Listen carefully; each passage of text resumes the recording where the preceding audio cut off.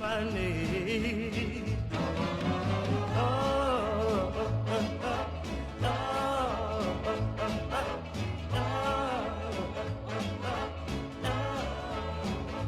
Tell you a story, it happened a long time ago. Little bitty pretty one, I've been watching you grow.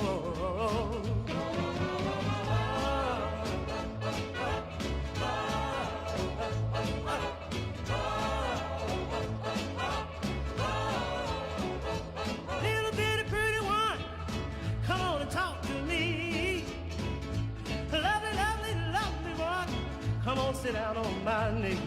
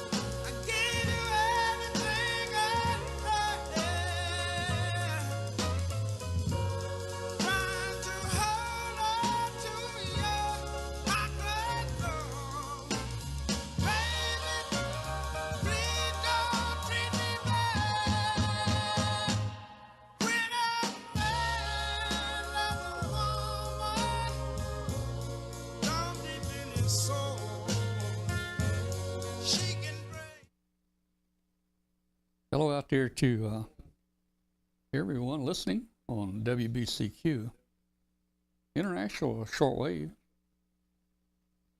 on 7490. Hey, you're listening to music, 60s music. This is our pre-show Amateur Radio Roundtable. It's a show about ham radio. It's going to start in about 20 minutes. Prior to the show starting, we always run some 60s music for about 30 minutes. So hopefully you enjoy the music. If you're out there on a podcast and you don't like the music, just fast forward in about 30 minutes to where the show starts and you can pick up Amateur Radio Roundtable. We do this so we can fill our 2-hour time slot on WBCQ Shortwave Radio. So good afternoon and good evening to everybody out there, and I hope you enjoy the program.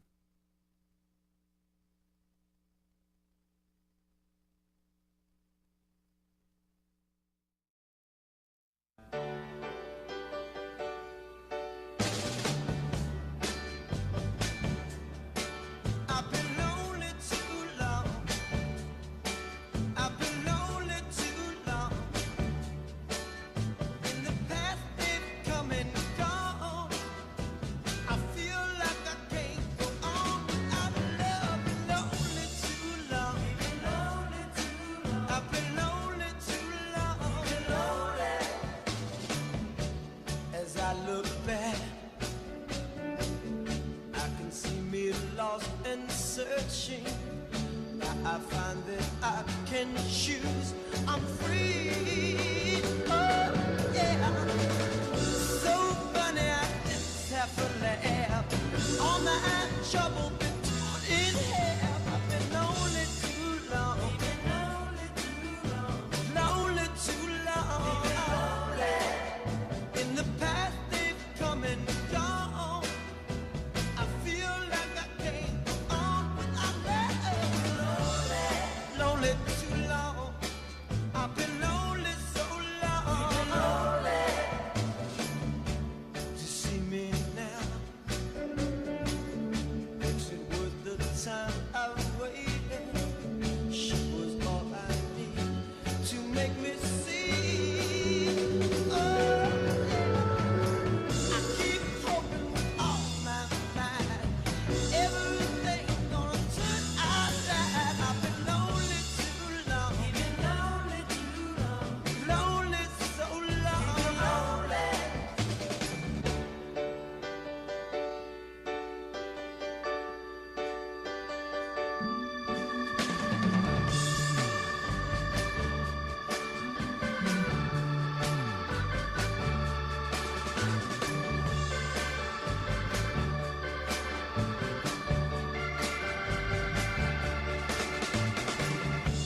Now look at me, gliding through this world of beauty. Everything I do brings ecstasy. Oh, yeah. No wonder I could die. I feel like I'm about to take my life. Been lonely too long. Lonely too long. Find myself somebody. Don't have to be alone no more. Lonely so long.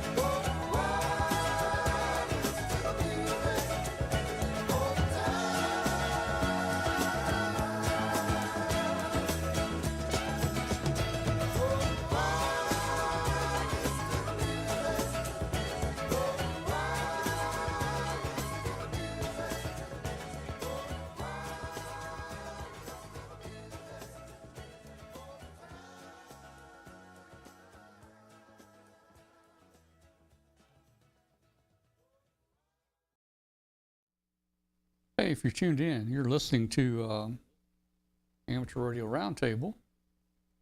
It's a show about shortwave and ham radio.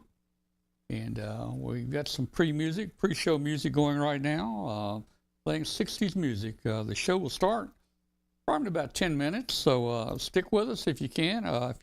If you don't want to hear the music and you're listening on a podcast and you don't want to hear the music, just fast forward into 30 minutes into the audio podcast, and that's where the show starts. We're glad to have you tonight, and maybe we'll see you here in a few minutes. Stick around with us. You're listening on WBCQ, International Shortwave, and that's coming to you out of Monticello, Maine. Yeah, Monticello, Maine.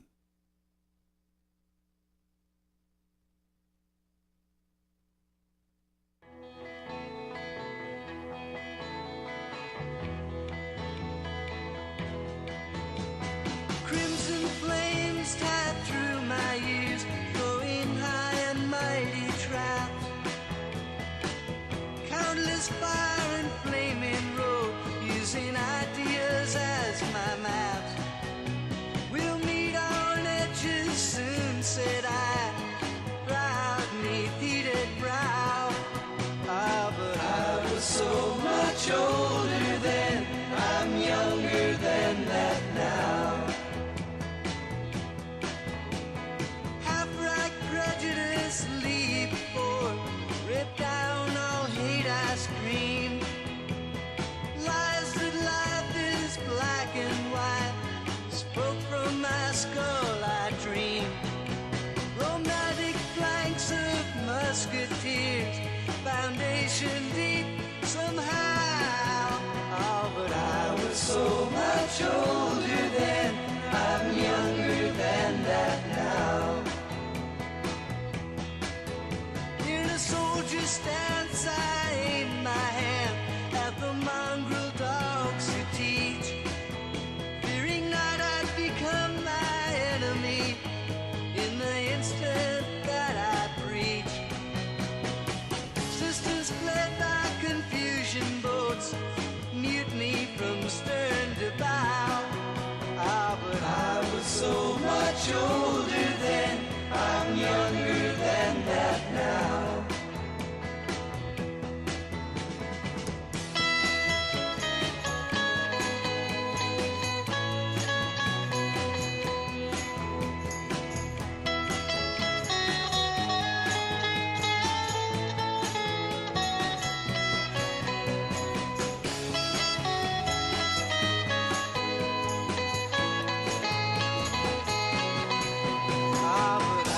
So much older then, I'm younger than that now. My guard stood hard when abstract threats, too noble to neglect, deceived me into thinking I had something to protect. Good and bad, I define these terms, quite clear, no doubt, somehow. Ah, but I was so much older then, I'm younger than that now.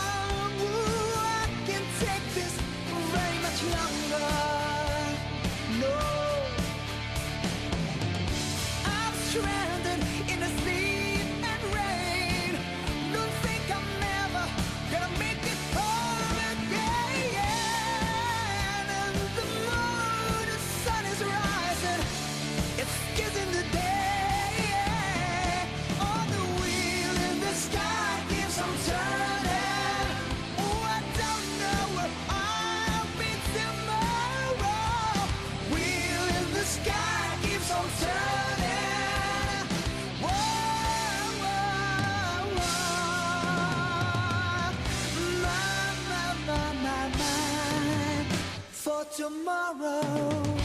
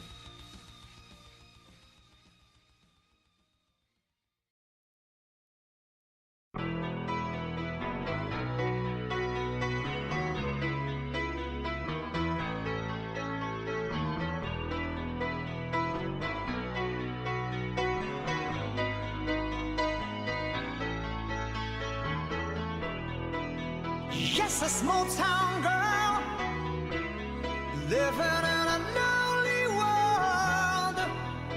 She took the midnight train going anywhere. Just a city boy, born and raised in South Detroit. He took the midnight train going anywhere.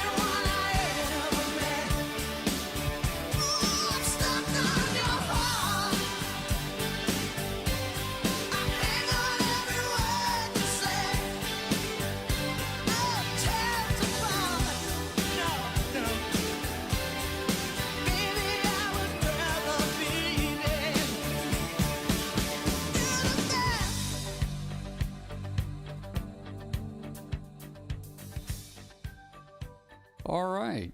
And I will say hello and welcome to everybody out there. You're watching and listening to Amateur Radio Roundtable. It's a show about ham radio, amateur radio, and we also have shortwave listeners on here. We're so glad to have you tonight, and especially if you're listening out there on international shortwave on WBCQ, You're listening on 7490, and we're glad you've tuned in with us. And hope you've enjoyed some of the pre-show music that we play every week right before the show. If you want to join our show live, you can join us on Tuesdays at 8 p.m. Central Time on W5KUB.com. And we have a chat room there where you can get in there and you can chat with us directly and talk with other people that are watching the show, just like you. And we do have several people out there that take advantage of our audio-only podcast. We're out there on nearly every podcast carrier.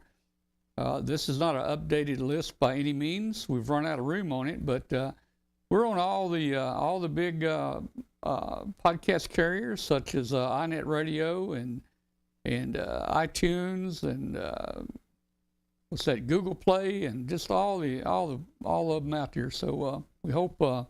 And if you're out there listening on the audio webcast, audio podcast, send us an email to Tom at W5KUB.com. Tom at W5KUB.com. We'd like to hear from you, where you are in the world, and just tell us how you're hearing the station and all that. If you will, if you have not joined our Facebook group, join our Facebook group. It's just called W5KUB. Is a simple way to get into it. Or you can type in Amateur Radio Roundtable. That's the long name, but just do a search on Facebook for W5KUB, and we'll sign you up as a member instantly there. We'll be glad to have you. We've got over 13,000 hams in that group now, hams and shortwave listeners, and it's growing all the time, so we'd love to have you there. Also, it's going to help us out a whole lot. The subscribe button is down there in that left, is that the left or the right corner? That's the right corner. Just hit that subscribe button down there, and that helps us to, it helps YouTube to, advertise our show to people that are looking for similar topics. That's bringing in about 20% of our viewers each week. So please hit that subscribe button there. All right. Man, it's been a tough week or two. Man, our weather here changes every day. One day it'll be 45 degrees. The next day it'll be, 75 degrees. We've had rain. We've had dry. I don't know, man.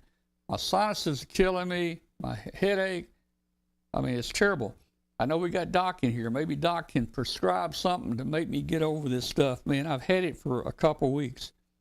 Let me give you an update on Kathy. Of course, 2 weeks ago, this past Friday, Kathy had a hip replacement. She had her hip put in. She's now the bionic woman with the metal hip in there, and she's doing pretty good. She's in physical therapy, and she's walking around with a walker and trying to build up a little strength there. She still has some pain and aches there, but it's coming around slowly. She's getting around and doing things that she wants to do. Can't drive yet, so I'm taking her to all of her PT and to her doctor appointments, those kind of things, because that leg may not work the brake very well. So we got to get that leg working first before we let her start driving. So anyway, that's kind of the status of some of the things going on around here. Let's check in with Glenn and see how Glenn's doing. Glenn, you got anything going at your house?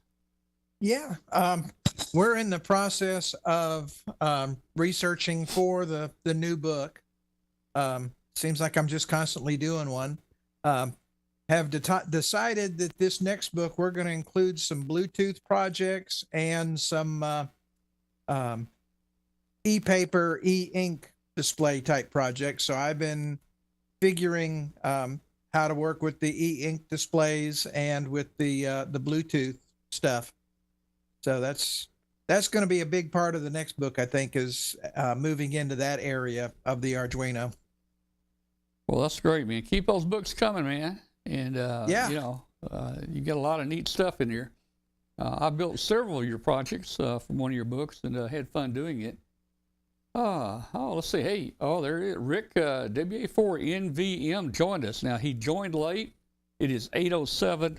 I'm going to put down 5 demerits for Rick there for joining late. So, Rick, I don't know if you're listening to the audio yet, but You just got 5 demerits there, Rick.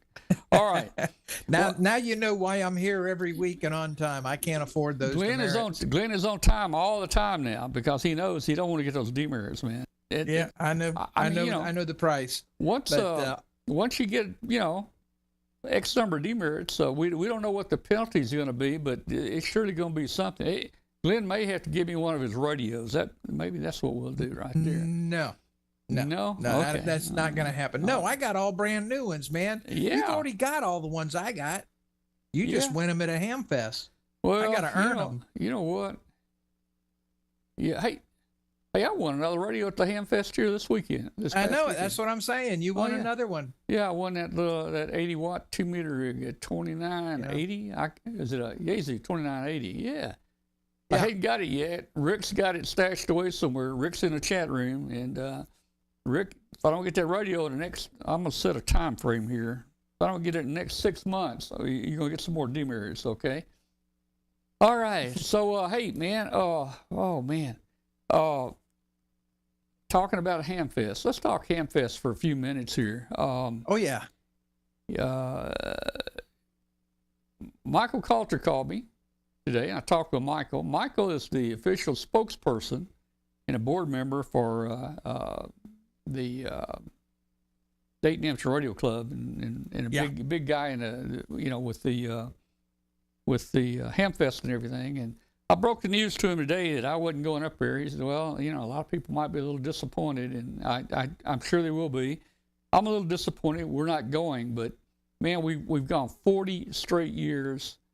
We've webcasted it almost 20 straight years, and it just turned into major work. We almost didn't have 3 minutes for lunch when we do a webcast. It was very expensive. It would cost us $2,000 and $3,000 to go. And hey, I'm getting old. It's a long ways up there, man. It's 1,000 miles round trip, and I'm just thinking, let the new guys go, let the older hams go that can still get up there, and I'm just going to sit back this year and not go. But we will continue. We will always do the Huntsville Hamfest. We'll always give prizes away, and we'll always webcast the Huntsville Hamfest. That's coming up in about 4 months. It'll be here before you know it, man. But hey, you're going to Dayton. You're gonna do a forum, right? That's right. But here you don't go, and that's the year I do a forum. But we're scheduled to do an Arduino forum at 9:15 on Saturday morning. I think Bill Brown has a Pico balloon forum on Friday. Don't know the time on that. Yeah. But this will be my first forum at Dayton. I'm really excited and getting that put together. The only downside is I'm going to be driving to Dayton this year. Oh yeah. That's the downside. I flew last year, and that was definitely worth it. But this year, I've decided I'm going to be driving. Yeah. So, and I'm probably going to be, I'm not sure if I'm going to be by myself or not yet, but it's, 50-50 at this point. Hopefully not, but that's a long drive. It really is. And somebody noticed in the chat room, your audio is about 10 seconds later than your video. And in fact, that's what I was just looking at here on Skype. Yeah, but it's on your end, not on mine. Yeah, I was just looking at Skype here to see if there's one little thing that if it's turned off, it will do that, but it's turned on. So I don't know why it's doing it. You just got me in Japanese mode tonight for the Godzilla and Rodan movies. Yeah, it's kind of like like one of those monster movies, Hey, next week, I think we're going to try something next week. Next week, I'm going to go back to that Melon app, and I'm going to get rid of, but just not use our Telestream Wirecast here that we normally use. It doesn't have quite as many bells and whistles, but it's a lot simpler to use, and everything is stored. Everything is stored on the cloud. In other words, I'm bringing you in here to my home and then sending you back out. But with the Melon app that we're going to use next week, you're on the cloud, so people see you. You don't come to me first, and me send it back out. And I think it's got. Yeah, I mean, I'm surprised it's just a 10-second delay from Mississippi to Tennessee. Yeah. Well, I mean, it should be a 3-year, 4-year delay. Well, yeah. I mean, you're about 20 miles from me, and and I'm not sure what the speed limit is down here for. Well, the speed of light is different down here. Yeah. Let's see what's going on in the chat room here real quick. Let's see here. They're just talking about me being out of sync and stuff. Yeah. 10 seconds. Sound is faster than light. Yeah. UHF up the sizes. I may have to try that. So hopefully I'll be doing some UHF stuff here soon. Hey guys, speaking of the UHF, we got the we got the satellite system pretty much set up here. We're running that SAT box, that SAT box that one of our viewers put me on. I really like it. I got the elevation azimuth Yaesu rotors that the SAT box will control, and Rick in the chat room, WA4NVM, has fixed me up with the M square satellite antennas. I don't know what you call them. They're the cross antennas. They got circular polarization or something like that. I don't know. Anyway, I just got to get the antennas and the rotor out there on the mast, and I got to round up some help here. So I'm looking for anybody in the chat room here that wants to come and help put up the satellite antennas. Come on down, and I can probably get you something like a Hostess cupcake and maybe a Diet Coke. If you Oh come man, down. if you don't order pizza, I'm not in. Well, I may have one in the freezer. I'll have Kathy fix a pizza for everybody. Yeah. Oh, she'll kill you for says that. He can help virtually. Yeah. Might have to get Mark in here to help with that. Okay. Hey, they're talking about a swap meet here. And he says in Walcat, but that's not Walcat. I think it's in Walcott. And here it is right here. Let me see if I got them right here. Let's just bring these Hamfest up while we're talking about Hamfest. So let me see if I got a piece of paper here. Yeah, I think my next one's just going to be Dayton. I need to, but this is to going to chill be out and relax. Yeah, guys, this is coming up soon. Well, no, this is October. That's Day in the Park in October. This is Day in the Park. Glenn will probably be there. You want to meet Glenn? Oh, I definitely will be there, and I'll be doing an Arduino. And I might even come down to this. It's going to be close by, but hey, radio day in the park, man. HF stations are going to be set up. They're going to serve lunch. What kind of lunch we're going to have? I don't know. When we did it 4 years ago, what was it? We fixed up barbecue. Yeah, I think I remember that. That was pretty good. Card checking and then, available. Of course, we're also going to have a tailgate, flea market swap area. Yeah. Free entry for the door prizes, all that. Yeah, we're gonna have a boatload of door prizes. Yeah, so it's gonna be. I think last time we gave away like $4,000 in door prizes. Yeah, that's gonna be October 14th. Man, come on down for that. And let's see, we got another one here coming up. The one they were talking about in Walcott. Let me check this out. Walcott. I don't know if you can read that or not. It's kind of crinkled up here. You can either read it there, or you can. That's Crowley's Ridge State Park. Or you can read it right here. Hey, that's almost as good. But let's do this. Let's put it back like this. There we go. Magic. Okay. So this is a swap fest. This is on the ridge. That's Crowley's Ridge. Crowley's Ridge State Park in Walcott, and 9 a.m. to 2 p.m. That's Saturday, April 22nd. Man, it's coming up. Woo! Yeah, that's coming like up this 4 weekend. days. 4 days it's going to be here. I don't think I'm going to get up here. It's a little bit further than I thought it was. That's way up past Jonesboro. But I'm going to tell you, if you're in southern Missouri or anywhere over there, maybe even Illinois, maybe even western Tennessee up here, you might shoot over to the first annual Swap Fest there on Crowley's Ridge.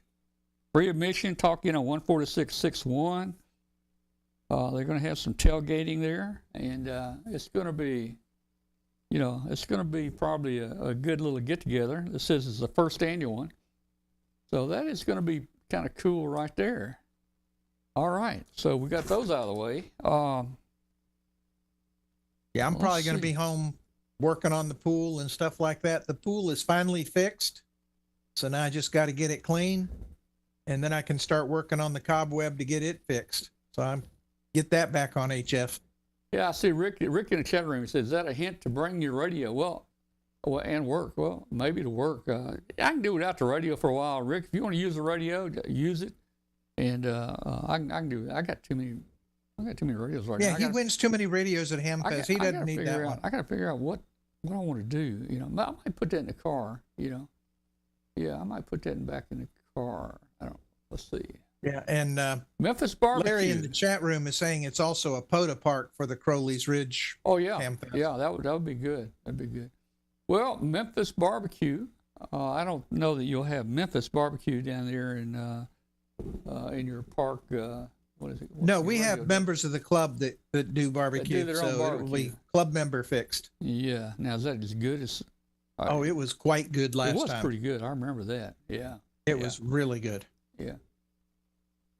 I may have some pictures from the last one you had down there. I may try to pull the weather those was out. Perfect. Everything was perfect that weekend. Yeah. It was really fun. I'll try to pull those out maybe before your radio day in the park. We'll look at some of the pictures.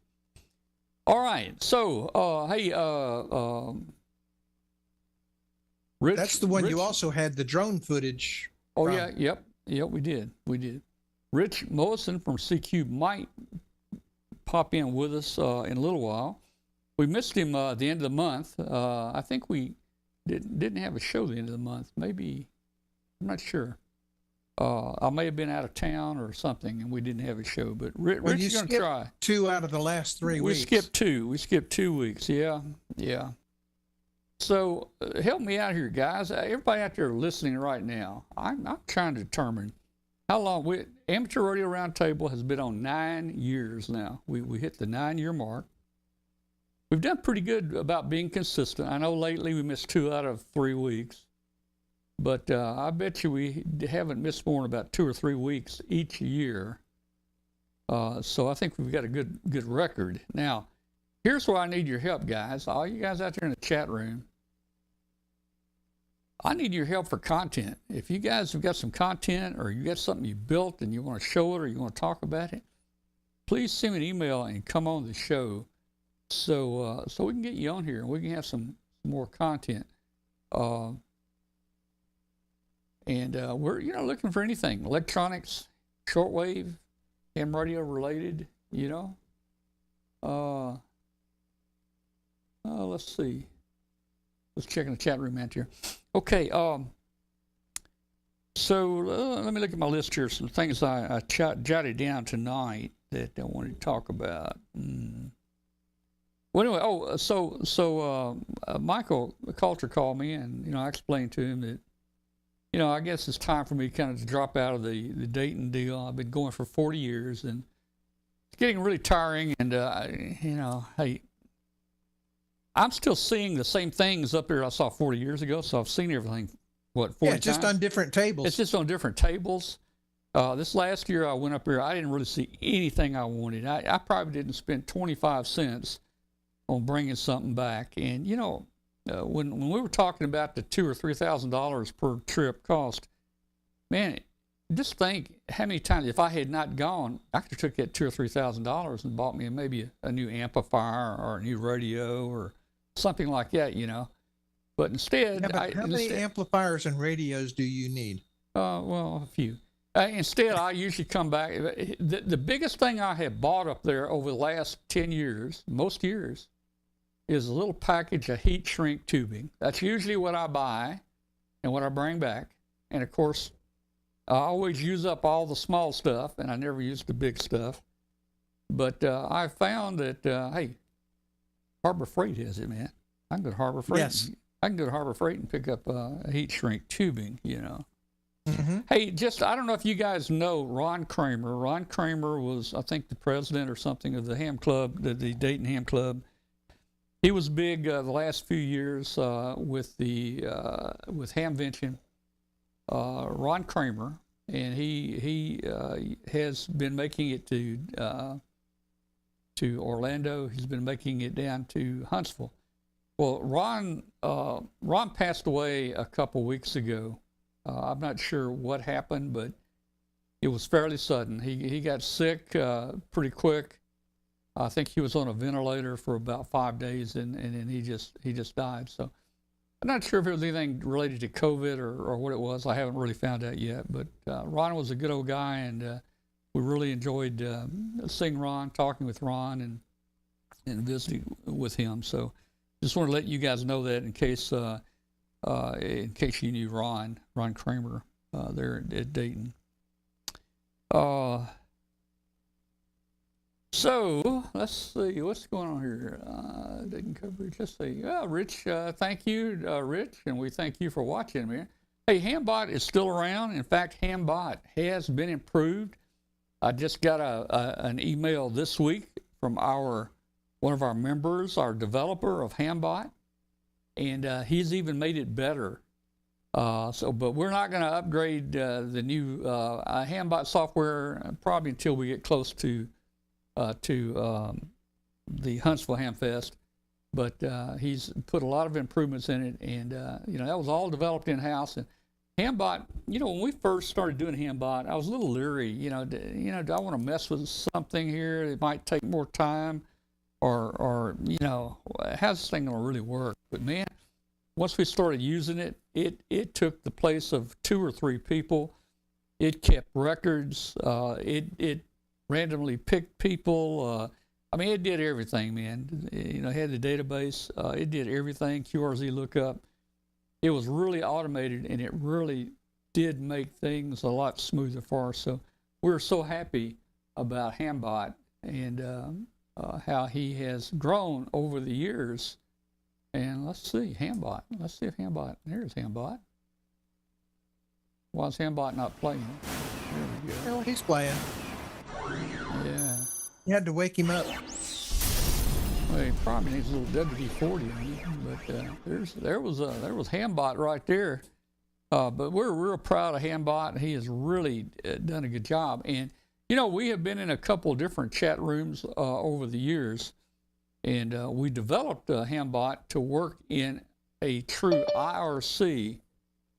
There's Rich. We developed Hambot to work in a true IRC chat room, and if you remember, one of the IRC chat rooms we were in, the guy went crazy and canceled everybody, and that channel, that chat room just basically went dead. And so we were lucky we did it. We tried going to the YouTube chat room, but the YouTube chat room, Hambot won't work on the YouTube chat room.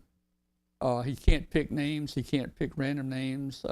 There's all kinds of problems. We didn't have control over the chat room like we do with Hambot. So we're sticking with our own chat room, IRC chat room, and I think it's worked out for the best. And there may be 1 or 2 people that don't like it, and we'll say, why don't you get on the YouTube chat room? Well, everybody has their own thoughts. Let's see. Hey, we just got joined by Rich. Hey, Rich. Hey, man, you got here sooner than I thought. How you doing? Hi there. I'm good. Yeah. Let me get you a picture. Am I off camera there? Yeah, you're a little bit. I'm going to try to bring you in here. There you go. I got you in here, man. Okay. Very good. I'm kind of off balance here. Yeah, we're kind of all messed up on dates and times and meetings and stuff, but maybe we'll get back in sync here pretty soon. I'm trying to figure out if I'm getting static on my I'm going to reduce your picture AirPods. Just a little bit. I'm going to reduce your picture. Let's see. All right. Well, let's see. Okay. Well, I'm missing the top of your head. I think the AirPods are working I'm missing now. the top of your head. Let me back up a little bit here. Yeah, that'll help a little bit.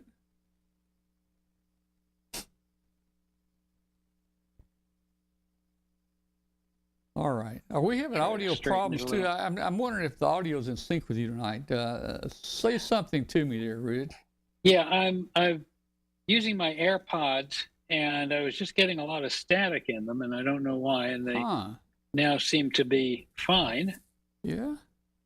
Let me check one thing here real quick. Okay. I'm going to check one thing. Well, that looks like that is working. Okay. All right. All right. Come on. Boy, things are slow tonight. Okay. Everything is real slow. Anyway, we're going to have to live with it tonight. We're going to try. Next week, we're going to go back to our Melon app. You may have been on it once before with us, but it's just an app that it won't be Zoom. It'll just be a browser that you'll use. Well, anyway, hey, man, so we missed you the last week or two, and a lot of that was our fault. A lot of that was our fault.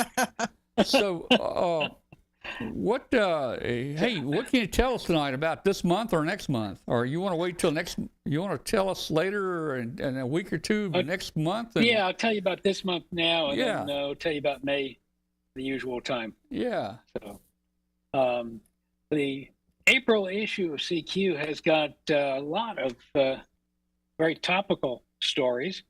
We've start out with this is something that you might be familiar with also, the Bottle Cap Balloon Brigade mystery. Oh, yeah.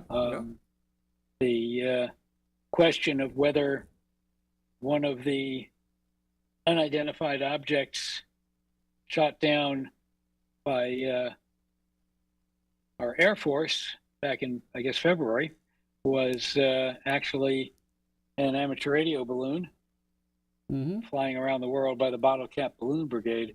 So we do have a article on that. We talked to the folks in the Bottle Cap Balloon Brigade, talked to your frequent guest, Bill Brown, WB8ELK, and some other folks, and just get a lot of information together on that situation. And of course, since this is a ham radio magazine, on what's in the payload, how it works, and stuff like that, the technical parts of it. Oh, yeah. Hey, and while you're mentioning, we're much more interested in that than the Rich, political parts. And while you mention that, Rich, let me. I got a little 10-second clip here that goes right along with that. You won't hear the audio, but it's got some really exciting audio with it. Okay.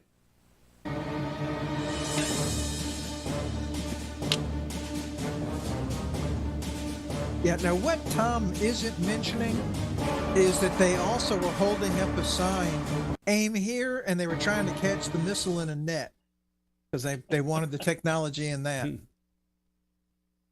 All right, we're back. I just wanted to see that was filmed right near the time they shot the other one down.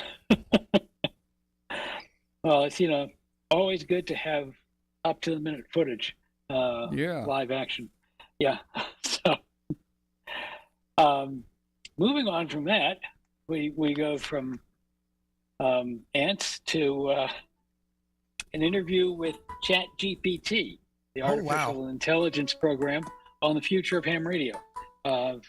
Fascinating interview, really is.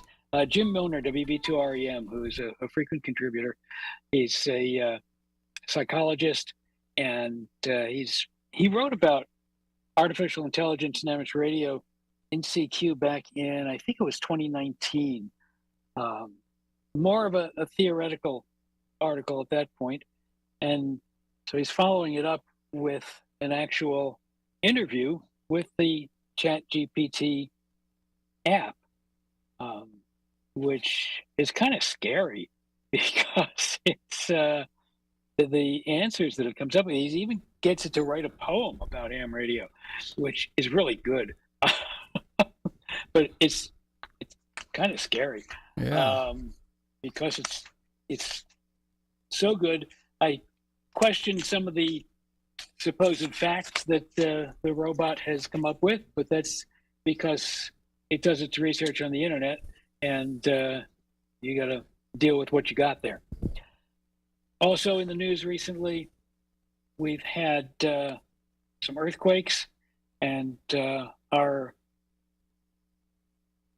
investigative reporter Sherlock has investigated seismic signals below 1 hertz and shows us how he has built his own seismometer that he has in his basement, and how you could do one too. So this is less than 1 hertz? Yeah. Oh, wow. Let's see what the wow. Frequency of the detector is 0.25 hertz, which is a period of 4 seconds. It's good for filtering out local noise and detecting earthquakes. Wow. Equipment needed to haven't- detect I have to these look at signals that. is a detector, a DC amplifier, and a recorder. And for the detector, he uses a swinging garden gate, 3 feet long, hanging on a nail point, Huh. swinging at the base on a knife edge. So it's actually very cool stuff. Being April, we have the results of the 2022 CQ Worldwide DX Single Sideband Contest and the rules for the 22nd Annual CQ Worldwide Fox Hunting Weekend, which will be this year on the weekend of May 13th and 14th. Back to current stuff, we have a first look at the Icom IC905, which is a new radio that Icom is introducing that is a commercial radio for the microwave bands. It operates on 2 meters and 440, but its focus is 23 centimeters, 2.4 gigahertz, and 5.6 gigahertz right out of the box.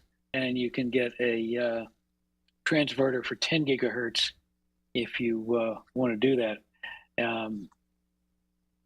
One of the really cool things is that it uses power over Ethernet, and you can the RF module for this radio goes outside right at the antenna, and all of the signals and everything else, including the power, are carried over a Ethernet cable.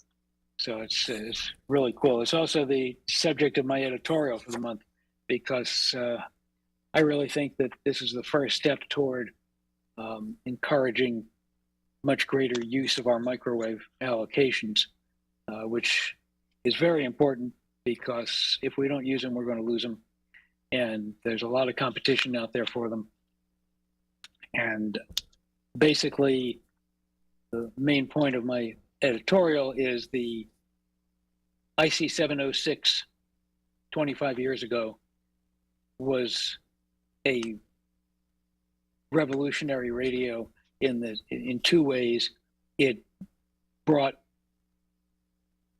6 meters, 2 meters, and 440 multi-mode into a regular HF radio, but it also created the portable HF radio industry.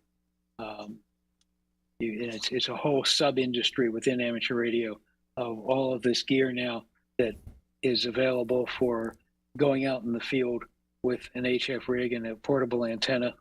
And you've got all the OTAs that would not have existed without this radio, because it made it readily available to the average ham. And I think the 905 has the potential to do the same thing for our 2.4 and 5.6 gigahertz bands, where we really need to get more activity and more operation going. There's all sorts of cool propagation to be found on those bands too.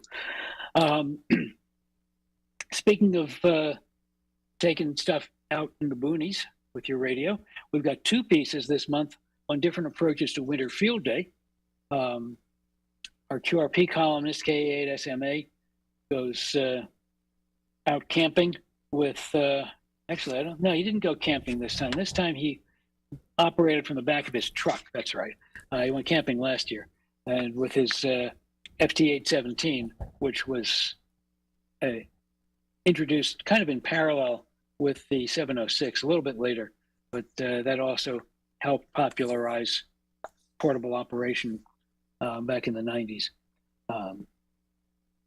So he operated winter field day that way, and then we also have, I can find it here, of a, what did I do with him here?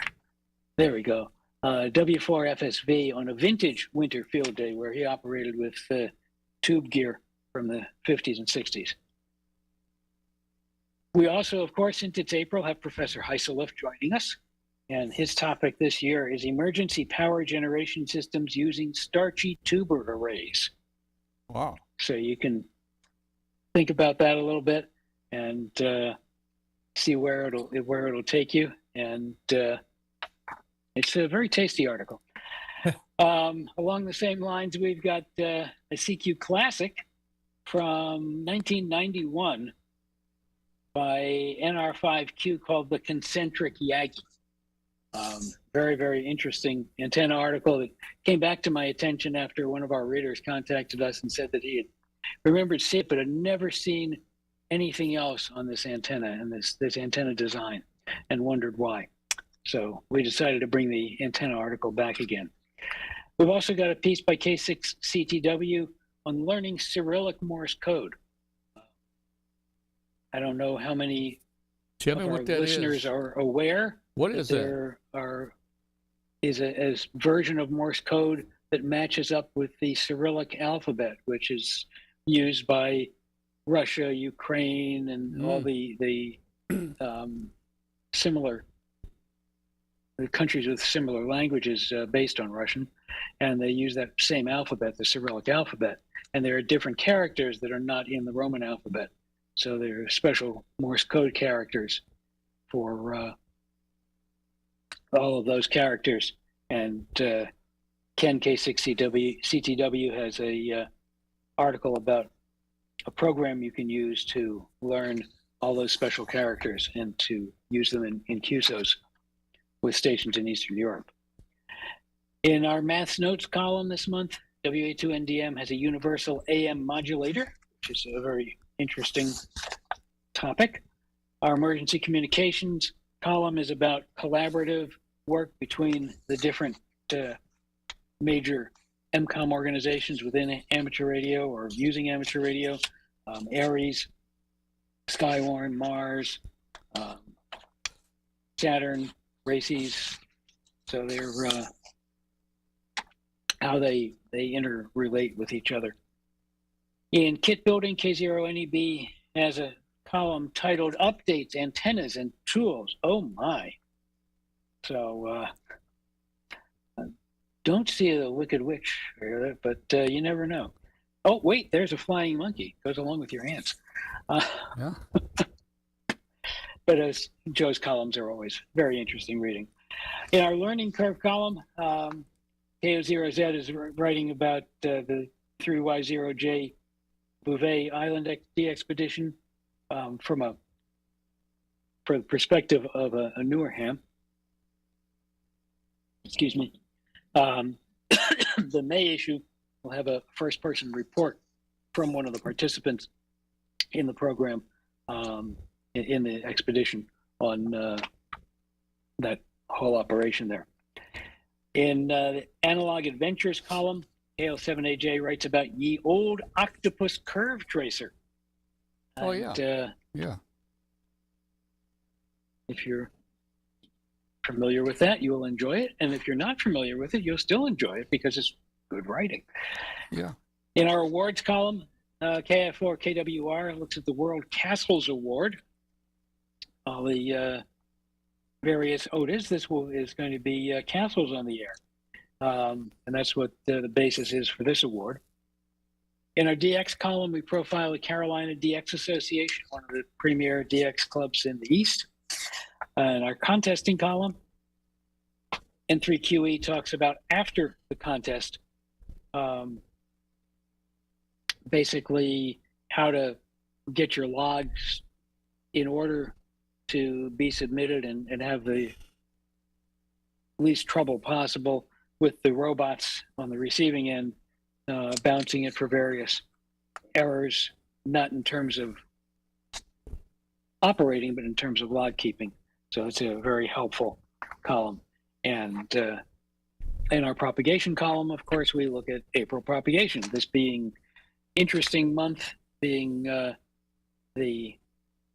we're still in equinoctial propagation, which is neither summer nor winter. And the conditions are kind of uniform on both sides of the equator because we're in the equinoctial period. And that helps to enhance DX. And of course, the very surprising strength of cycle 25, or surprising to some people, not to one solar physicist in particular, who's the topic of my May editorial, Scott McIntosh, is surprisingly strong and surprising a lot of people, except Scott. But we'll talk about that in a couple of weeks when we look at the May issue. Let's the highlights of our April issue. There's even more in there, and it is the digital edition is out now. Hopefully, the print edition will be on its way soon. I'm pleased to say that our March print edition is finally on the move. It is in the mail. We apologize to our print subscribers for the delay on that, and hopefully get everything back on schedule very quickly. And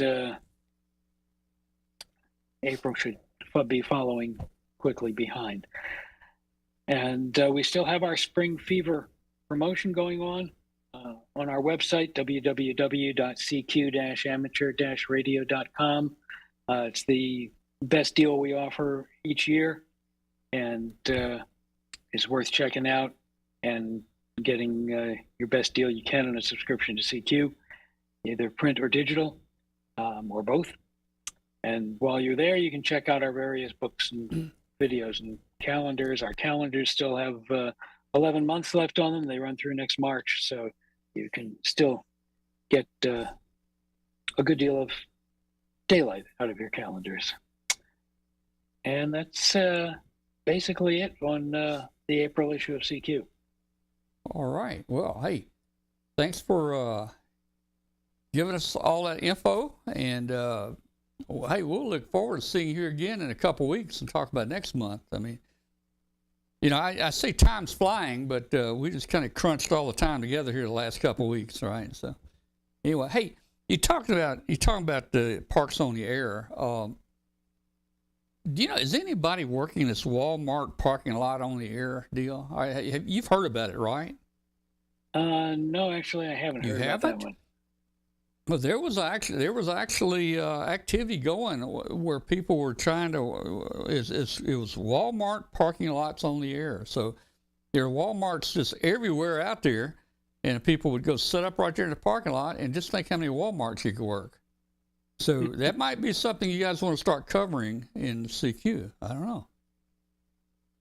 What do you think? If somebody wants to write up an article on it, we'll take a look at it. That's for sure. Yeah, I mean, I'm always interested. Does anybody in the chat room? Does anyone in the chat room know about Walmart parking lots on the air? If you work the Walmart parking lot, let me know. Or if you've heard people working it, let me know in the chat room. It may have fizzled out, but about a year ago or so, it was starting to get kind of popular. And you know, there's only so many parks, but there's a lot of Walmarts, man. Yeah. Worked all Walmart sword. That's right. Well, hey, Rich, thanks, man, so much for bringing that info to us. We really appreciate it. My pleasure. Glad I could join you, even though a couple of weeks later than usual. Well, that's good, though. Glad to have you there. Okay. Stick around with us if you want to. We're going to talk about... a little later here, we're going to talk a little about our 112 balloon. It's now been flying for, let's see, where's my picture here? Not there. Let's see. There we go. Yeah, you can see the flight path behind me there of one W5KB 112 is the red. And the green is W5KB 113. 112 has now been up 310 days. And 113 has now been flying 190 days, I think. And we're going to talk a little about that. We got some problems coming up on 112, and they're kind of critical. We'll talk about that in just a few minutes. But first, let's take a quick break here, and we'll be right back, everybody. Got cabin fever? Look no further. Spring is in the air, and Icom has just what you're looking for. We have top quality base stations, mobiles, and handhelds that are perfect for working your favorite bands. Want to catch a sneak peek at our upcoming IC905 SHF release? See it at our booth at the Dayton Hamvention. Icom's newest amateur FM transceiver is the IC V3500. With a compact body and simple interface, this radio is a must for those looking for a long-range mobile with a fresh look. The ICT-10 is a rugged portable that meets or exceeds standard military testing. With an IP67 waterproof rating, the ICT-10 can withstand any field activities ahead. Hear transmissions and listen to FM broadcasts with the loud 1500 milliwatt speaker. The IC7300 is a high-performance, innovative HF transceiver with a compact design that will far exceed your expectations. This innovative HF transceiver digitizes RF before various transceiver stages, reducing inherent noise in different IF stages. The IC7300 changes the way entry-level HF is designed. The IC705 is a perfect sidekick and QRP companion. Base station features and functionality at the tip of your fingers in a portable package, covering HF 6 meters, 2 meters, and 70 centimeters. This compact rig weighs just over 2 pounds with an RF direct sampling for most of the HF band and the IF sampling for frequencies above 25 megahertz. The ID5100A is innovation and mobility taken to the next level. Designed from user input, the ID5100 offers an intuitive user interface experience with an industry-leading touchscreen display. The ID5100A is one of the most advanced dual-band mobiles on the market today. The ID52A is a VHF-UHF dual-bander with D-Star and FM dual mode functions and is the first handheld amateur radio transceiver with a full-color 2.3-inch waterfall display. This radio supports conventional FM communications and D-Star, simplex, repeater, regional, and worldwide calls over the D-Star Internet Gateway. Visit www.icomamerica.com/amateur for more information on Icom radios. All right, and we are back. And hey, I want to take this opportunity. We're about mid-show. Take this opportunity just to welcome everybody out there that's watching or listening. And just let everybody know if you're out there listening on WBCQ, well, you can hear us on WBCQ International Shortwave 7490 out of Monticello, Maine. And we're on Thursdays starting at 5 p.m. Eastern Time on WBCQ. So we're not live on WBCQ, but we have a rebroadcast of our show on Thursday afternoons or evening at 5 p.m. That's on WBCQ. And if you're out there listening, we'd love to hear from you. Send us an email to tom@w5kub.com and tell us where you are and how you're hearing the station. Also, if you're out there, you know, a lot of people, I'm starting to get some emails from people, and I would like an email from any podcast listener out there. But we're carried on just about every podcast. You can download these or you can listen to it. You can stream it down and listen to it anytime, day or night. We're on all the big podcast carriers from Google Play to iTunes to iNet Radio. We're everywhere there. Join our Facebook group. It's W5KUB. Over 13,000 hams in our Facebook group. Just in the search bar, W5KUB. And we also would like for you to, if you would, hit the subscribe button tonight while you're on the YouTube channel there. If you will hit the subscribe button, it should be, I'm going to help you out there. It should be right down there somewhere. So just kind of look for that little subscribe thing down there and click on it. And it really helps us a lot right there to advertise our show. All right, so we've got that out of the way now. And let me think what's going on here next. Let's see. Hey, you know, guys, a month or so ago, I built this little retro we call it retro VFO. I don't know if you remember this or not, but let me see if I can get a camera on it here. And I built it just because it looked neat. You know, I'm not sure how I'm going to use it, but let me see if I can get the camera on it here. Right there, and maybe right there. And you can see the neat thing about this is it goes from 0.1 to 160 megahertz. And see if I can get it focused. Yeah. Anyway, that dial, you know, the thing that made me want to build this was the dial is, we call it retro. If you look at this dial right here, it looks like mechanical wheels that are turning. And if you look at that, that is all software driven on the display there. That it makes it look mechanical. You know, you got a frequency readout at the top, and then you can read it out in an analog scale here at the bottom. So that's kind of cool right there. So I built this up as like a beautiful display. Yeah, it's like a little signal generator. I put me an RF output on here where I can crank the output up and down. I may use it as a VFO on some project we build here soon, maybe for the show. Maybe we build a little shortwave radio and we use this as a VFO for it. So and another little project I started on here a while back was I needed, you know, when I was working with the trackers, I needed to be able to measure power. And I've got a spectrum analyzer. I've got a Rigo 815 spectrum analyzer, which does a very good job in measuring the power, even of a 5 milliwatt or a 10 milliwatt transmitter. But I like the old analog stuff a lot better, you know. And instead of trying to read it out on a digital display and use all the extra stuff that the Rigo had, I built this little QRP low power watt meter here. And basically, it's real simple to build. It's just, I used a very sensitive meter. That's a 100 microamp meter I got out of the junk box.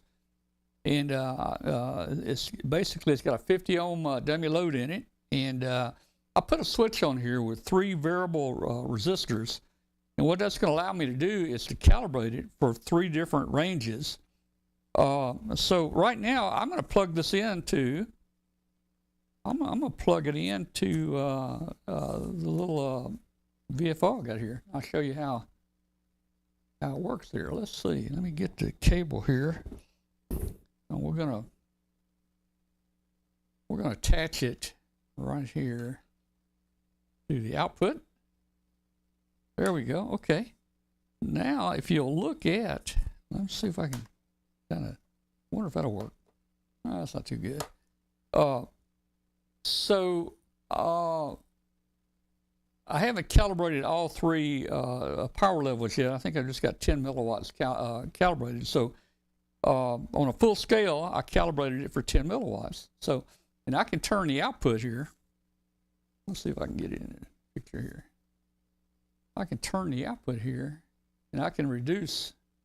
If you notice, I can reduce the output to what I want. So let me crank it up a little bit right here. There's a 10 milliwatts, and I need a little bit more finer pot in there. 10. Let's see. There's about there's about 5 milliwatts, and so forth. And it's calibrated. That scale's calibrated up to 10 milliwatts right there. There's the maximum that my little VFO will put out is 10 milliwatts. In fact, it uses the very same output chip as what we use in our trackers here that we fly. And so I wanted something I could use to actually measure the output of this little tracker here instead of having to use the spectrum analyzer all the time. So anyway, that's just little projects that have come together, a couple of different projects that have kind of connected with each other. Kind of fun in the shack here. Let me turn this off. All right, get that out of the way. All right. So let's see what we got else on what else we got in our thing here we're going to talk about tonight. Okay, I want to talk to you a minute about the comment here about 75 KB 112. Guys, it's only been this year that we have been able to find a solution that will keep a balloon in the air. And once we found the right balloon, after many years of looking, a lot of people are starting to fly it now, and everybody's getting great results with it. So this is let's see, I don't know. Okay, if you look at this picture right here, you can see the red is 5 KB112, and it's gone around the world, even though it's been up 300 or something. It's gone around the world about, I think, 10 or 13 times. I need to count. And the reason it hadn't done more is it 72 days. It was flying high. It was flying so high when we launched it at about 52,000 feet. There was no wind up there. And because there was no wind up there, it was moving only like 1 mile per hour. And you can't get very far very fast like that. It eventually made it all the way to Japan. And then it kind of did an unusual thing. It turned around and started going backwards, and it came all the way back past the United States. We thought that it was going to circumnavigate the Earth counterclockwise, which I don't know if anybody's ever done that before. So we were getting close. We were about 9,000 miles away from having a complete circumnavigation the wrong way. So you can see there, and it looks like we've been over China maybe 10 times or so. You know. Now, if you look at the green lines right there, the green lines are W5KB 113, which was launched 190 days ago. It started out flying in the northern hemisphere, and it flew over China maybe 4 times or so. But then it turned south and it crossed the equator. Again, this is very, very uncommon. Maybe 1 out of 1,000 might do this. But it crossed the equator, and you can see where it's been flying. It's been flying down near Antarctica ever since. So now, we didn't expect it to go there. This was kind of an experimental that we sent up. This one had extra solar panels on it at 45-degree angles to pick up low sun, because the tracker, it won't transmit if the sun's below 20 degrees elevation. The sun doesn't get up above 20 degrees. That flat solar panel will not power the tracker. But we launched it in the northern hemisphere. It's now summer up in the northern, and we have plenty of light. The sun always gets above 20 up there. But we did build this one with the 45-degree angles to pick up very low sunlight, like at 1 degree from the horizon, you know, from sun up to sunset. And the interesting thing is, it went south and it went down toward Antarctica. Now, guys, in Antarctica, it's dark down there. It's wintertime now. And I don't think the sun is ever going to get above maybe 18 degrees, 15 degrees, maybe. But the fact that 113 is flying the modified solar panels, it can pick up the sun from 1 degree almost. And so we were lucky. We're flying down here and we're getting sun on the modified panels. So it's reporting all the time. Every 10 minutes we're getting some reports. Let me go back and talk about 112 for a second. We've got some problems with 112. We thought about a month and a half ago, we thought 112 went down because we didn't hear from it. We thought it went down. That's pretty common. So I turned off the tracking. So we thought it was gone. Well, during that time, I was working with another ham here in our group to build our own Google tracking map on our server. And it had 113 listed in there. And by accident, 112 popped up on that map we were developing. And I said, holy moly, 112 is, 112's flying. That was like a month later. So we looked at it. It was still flying. We got some position report that's plotted. And then we didn't hear from it again for about 7 days. It was completely quiet. And then we got 1 or 2 transmissions, plotted out, and then it went quiet. And it's been quiet now for the last 6 days. We haven't heard from it for 6 days. I think it's flying. because the altitude has not dropped any. So I think it's still flying, and we're going to have to count on position reports, maybe 1 or 2 position reports every week or every 10 days, or who knows. It may be 15 days before we get another report. Now, this is WSPR. It's a weak signal propagation reporter. So we got 2 things going on here. 112, since launch, we had a bug. We had a bug in the firmware, and that was causing it not to report regularly. It was missing transmissions, but we were getting, 3, 4, 5 a day. So that was pretty good, but it's got that bug where it was missing some transmissions. We don't know if that has gotten worse or not. The other thing that probably has happened now, if you remember how we construct these, we have a 20-meter antenna on here. One half the antenna goes up to the balloon, and the other half hangs below the balloon and just kind of blows in the wind. We do reinforce that the best we can, but after 300 days, it's very possible that we have lost the bottom half of our 20-meter antenna. Now, I did some testing here with just half the 20-meter antenna, and the signal is very, very weak, although people can pick it up. And that's what we're seeing right now. We're seeing very, very weak signals. Only a couple of really powerful WSPR receiving stations have picked it up. And we're only getting just maybe one or 2 reports every week or so.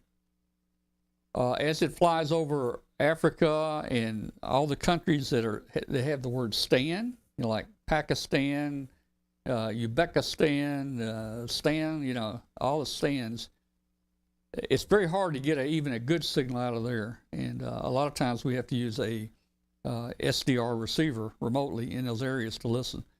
So we're not hearing it. We think last position, if you look at the map here, last position we heard it was right there off the west coast, going south of Alaska. So we feel like by now it's already crossed the U.S. It's crossed the ocean. It's probably over Africa. It may be over the Middle East. It could be going through the stands. It may be hitting China. And we may not hear from it again until it gets back right about here, where these powerful receiving stations here on the West Coast might pick it up again. So we may not hear from it for another 15 days. We got our fingers crossed. We think it's still flying. The altitude has not dropped on even the last, usually if it's losing gas or something, the altitude slowly starts dropping, and we see that. But in this case, we're not able to determine if that's the cause. But all indications are it's still flying at 47,000 feet. That's where it's been for 300 days. And maybe when it gets back near, over the Pacific, close to the U.S., we may pick it up again. So we're hoping to hit 1 year. We've got a goal that Huey, Dewey, and Louie are shooting for 1 year flight. And that's going to be, that's major. We're at 320 days, I think now, or something like that. So we're trying to go for 1 year, but we're having transmitter problems and we're having antenna problems. Hopefully we'll get a report occasionally just to let us know that it's still flying. So that's what everybody needs to know there. So if you look at our website to track it, I can get our website to do something here. Boy, all my computers are real slow tonight. Here we go. Come on, there we go. So you can see, well, you can't see. Let's see if this will do it. 311 days. 112's been up 311 days, and then the other one's been up 194 days. So that's where we are. That's where we are right now, and we're hoping we can do the 1 year mark. I don't know. We're hoping we can do the 1 year mark. Hey, and if we do the 1 year mark, If we do the 1 year mark, we may come out with the T-shirts. Huey, Dewey, and Louie they may come out with the T-shirts marking the 1 year accomplishment. So that's our story, guys, and we're sticking to it. And I think Glenn's gone to sleep. Look at it, hey guys, look at this. He's out of it. Glenn is out of it. I hope he's asleep. Should we try to wake him? I don't know. It concerns me a little bit. Hello, Glenn. Hello, Glenn. Glenn? Wake up, Glenn. Hello, Glenn. Hello, Glenn. Wake up, Glenn. I want to make sure he's sleeping and nothing else is wrong. Glenn, Glenn, Glenn, Glenn, wake up.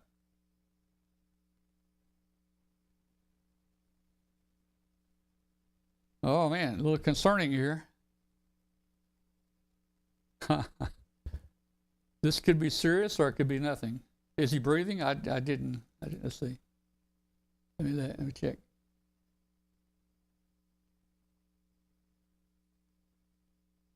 I think he is. I think he is. It's hard for me to tell here.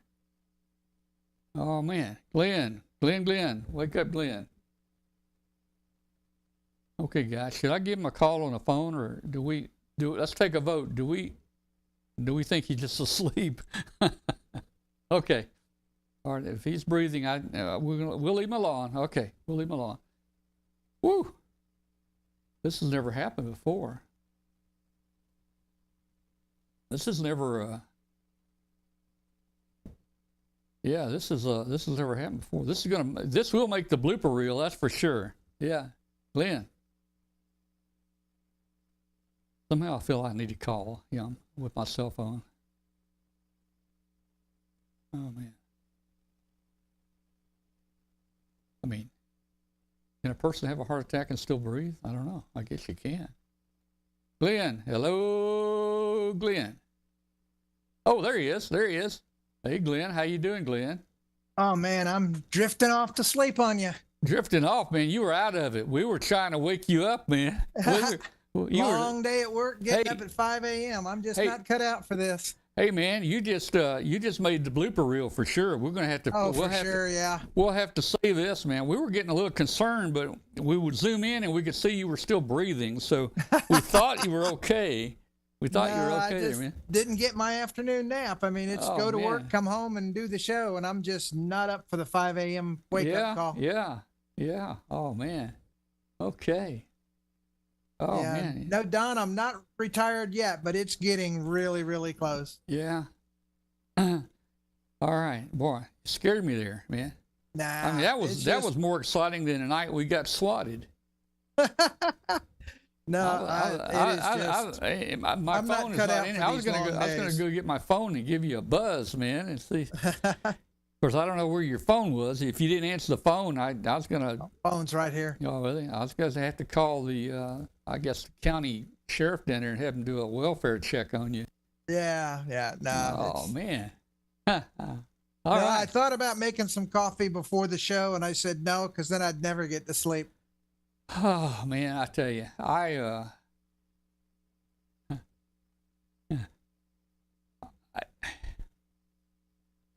I needed a nap myself. In fact, I laid down. I took 2 Tylenol, 2 Sudafed, and a Mucinex at 6 o'clock, and I laid down till 7 o'clock, and then got up and started getting ready for the show. So I could sure use a laying down and resting too here, man. You know. No, I'm the same way, man. I didn't get a nap and just, straight from work to here. Yeah. Well, hey, your sleeping deal there, I wanted to try that one time in the car. We used to stream all our drives to Dayton and stuff, and I was going to fake the deal where, the driver is asleep and his head's over on the window, and we're going down the road, we're going down the road, but I don't think we ever really did that, Oh, man. Yeah. Let's see here. Oh, but I don't need it. Yeah, you got a lot of people in the chat room looking out for you.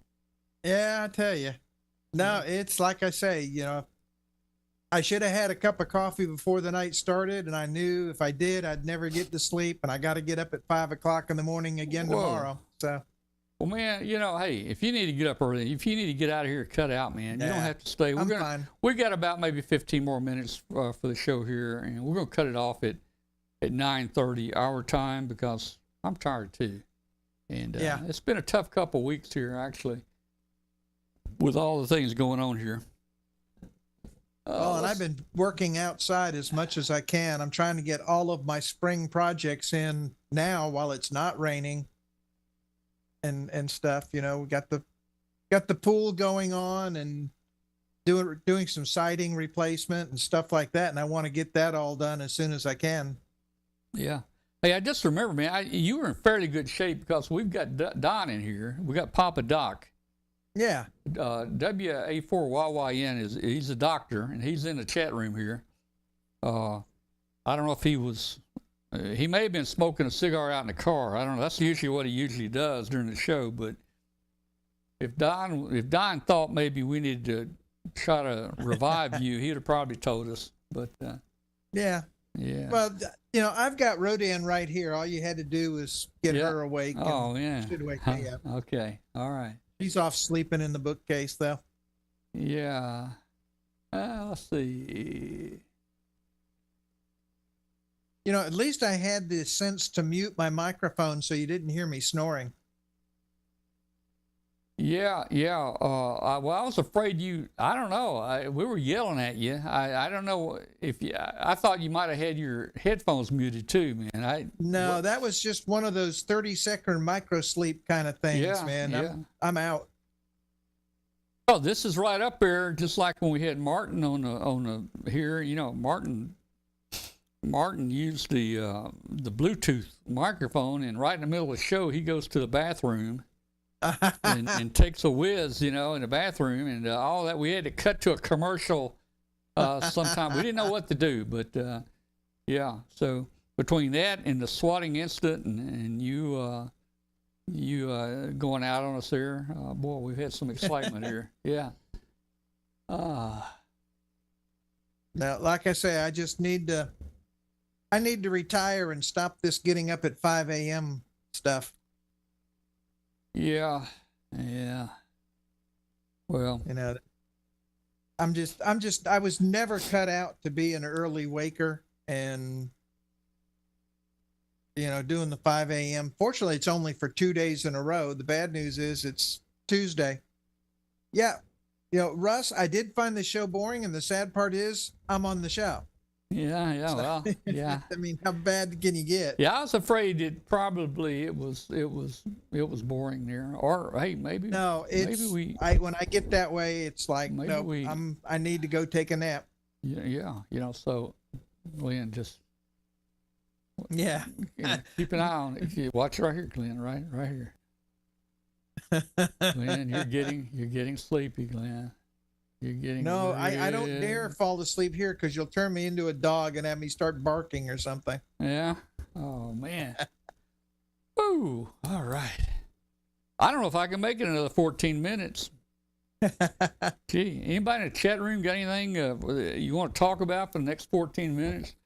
I'm dropping fast. Of course, I'm weathering it better than Glenn, but I am dropping fast here, guys. Oh, well, man. See, you're retired. You've got no excuse, man. You could sleep right up to the time the show starts. Yeah, but what happens is you sleep, and then somebody like Amazon comes and rings your doorbell like at 7:30.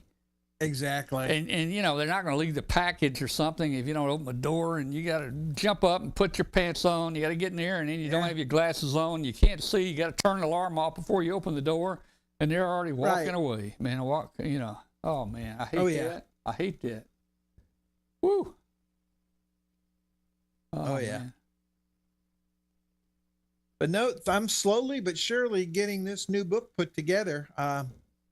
Like I say, I'm in the research phase where I start tinkering with the new parts and new displays and new stuff. And like I say, I finally got a handle on the Bluetooth modules and how to make those things work, and to wrap some projects around those, because the Arduino Bluetooth is not what you would normally think in terms of like your phone and your Bluetooth.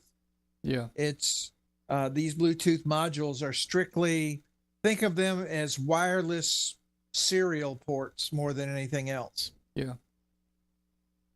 Well, this VFR I built, it's got Bluetooth in it on this this ESP32. Yeah, the ESP32 has a more realistic Yeah. side to Bluetooth. Yeah. It can do both. Don't know what I'd do with it, but I can Bluetooth it, or I can't Bluetooth it. You probably could Bluetooth it. Yeah, that's on my list of things to Yeah. do. And Yeah. the thing is, the book is due September 30th, so I only have a limited amount of research time before I got to start producing stuff. Yeah. Hey, today is World Radio Amateur Day. So Isn't hello it out World there Amateur to Radio all, Day? hello out there to all you World Radio Amateur operators.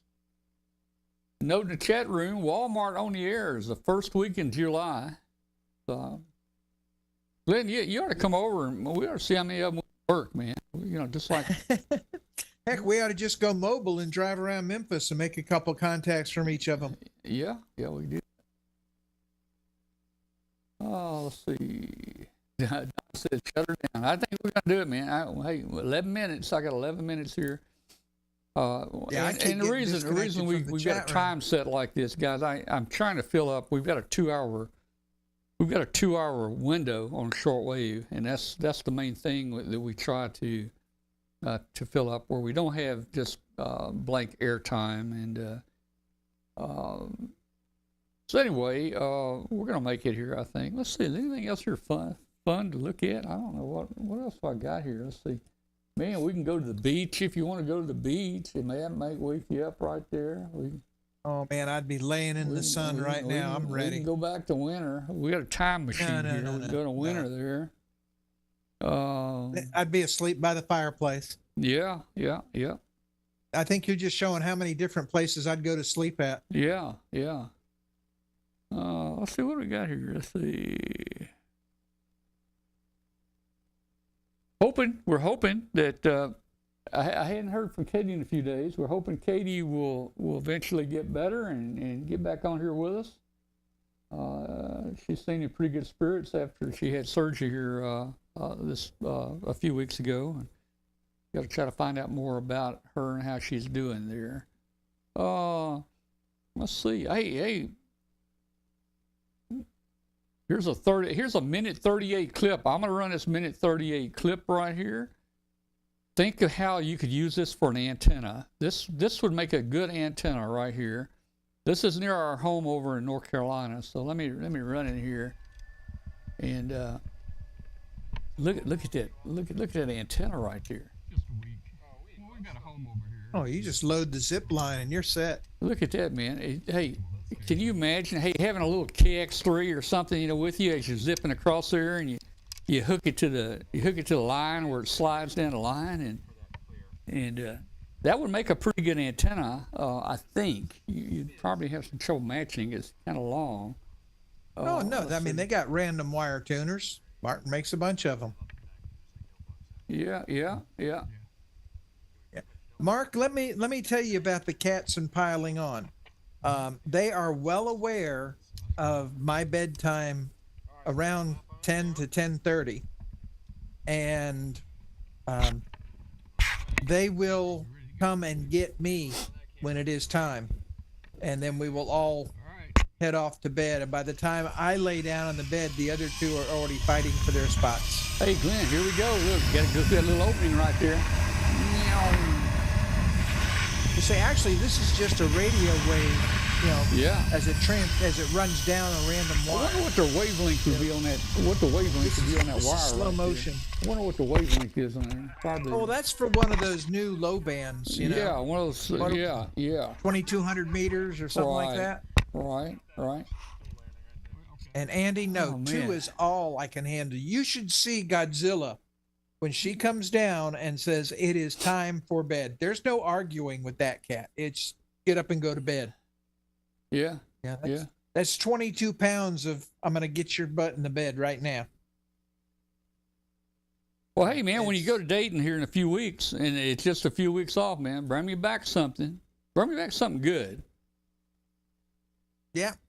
Well, give me some money and I'll buy your tickets. I was going to say, you I'll need to bring buy a ticket, just one ticket for me and put it in the barrel. Have you ever won anything at Dayton? I was always so busy I could never watch the monitors. I never watched them. I think I don't think so. No, the odds are stacked pretty much against you at Dayton with 30,000 people. Yeah. No, I mean I won. Let's see. I won in Orlando. Won the power supply in Orlando. I won a drone at Free Fest about 2 or 3 years ago. Oh yeah. Every now and then I win a ARRL gift certificate at one of the Hamfests. Yeah, I get those and they expire. Yeah, because I don't use them. Yeah. So Russ is asking how my satellite stuff's coming along. Russ, it's coming along real good. Russ, this is instead of using a PC Sat 32 on my computer, this is an entire satellite system here in that box.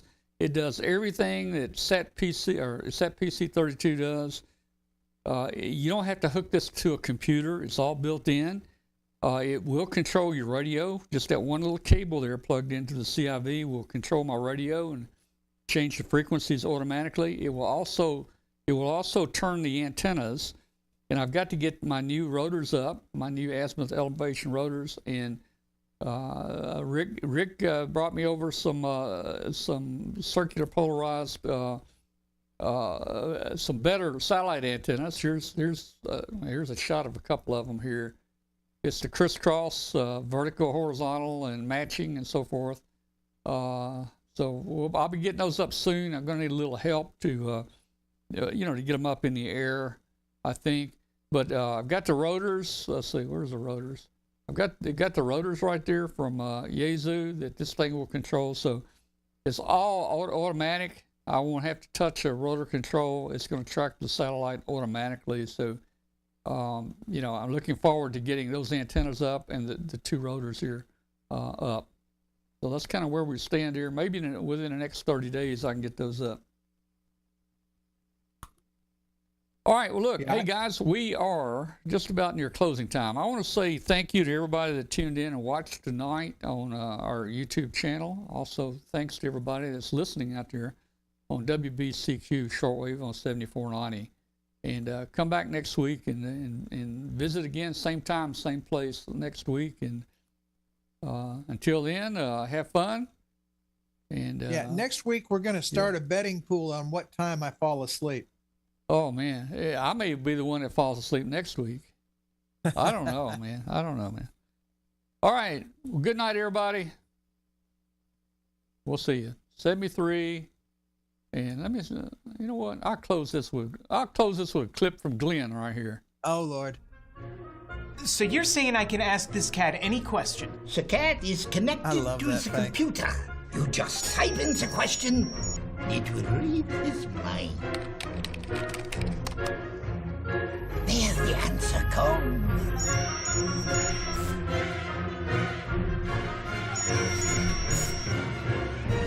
You're the man! I've been looking for this for weeks.